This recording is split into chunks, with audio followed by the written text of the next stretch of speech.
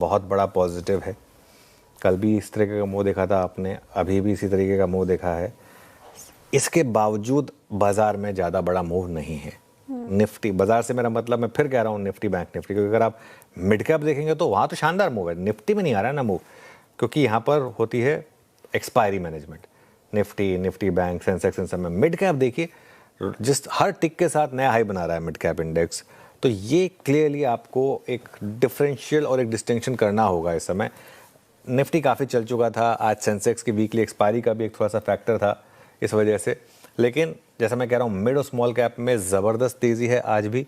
और advance decline देखिएगा एक बार ज़रा, लगातार ये एडवांस डिक्लाइन जो है 2:1, 3:1 इस तरीके का रहा है और हट रहा है। लेकिन mid cap all time high पर आ गया है। ये देखिए, ये ऑल टाइम हाई पर आ गया है। आई थिंक अब मेरी नज़र होगी स्मॉल कैप पर। स्मॉल कैप में अभी भी थोड़ा डिस्टेंस है, क्योंकि स्मॉल कैप में थोड़ी सी गिरावट ज़्यादा हुई थी। एक बार फिर से मैं आपको 2 हफ्ते का चार्ट दिखाता हूँ, निफ्टी, मिड कैप और स्मॉल कैप। 2-2 हफ्ते का चार्ट रखिएगा, निफ्टी, मिड कैप और स्मॉल कैप का।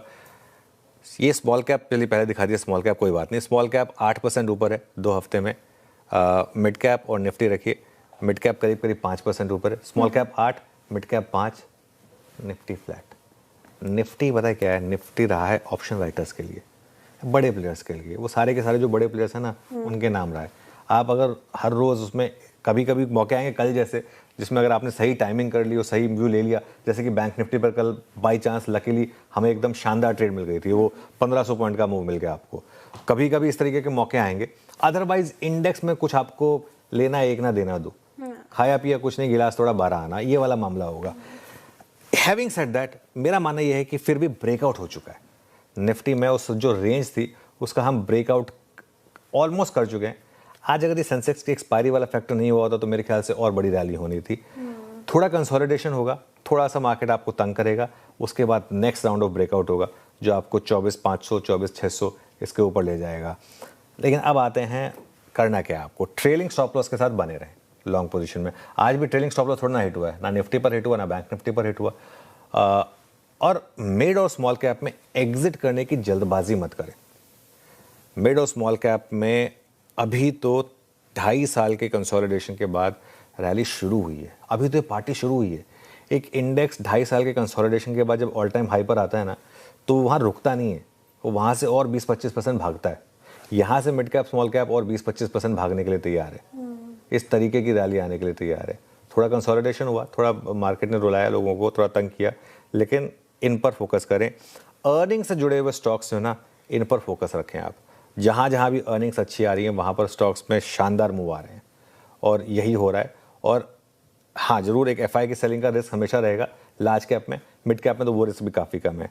और तेल से जुड़े हुए शेयर्स, आई थिंक मैं एक चीज़ बार बार कह रहा हूँ, ये चीज़ हमने मंडे से एक व्यू लेना शुरू किया है कि अब आपको इंडिगो, एशियन पेंट्स, HPCL, ये सारे के सारे जो स्टॉक्स हैं, इनमें अब आपको SIP स्टार्ट करनी चाहिए।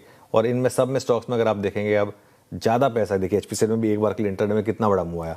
ज़्यादा पैसा अब इन स्टॉक्स में आपका खरीद कर बन रहा है, बेच कर बनने के बजाय।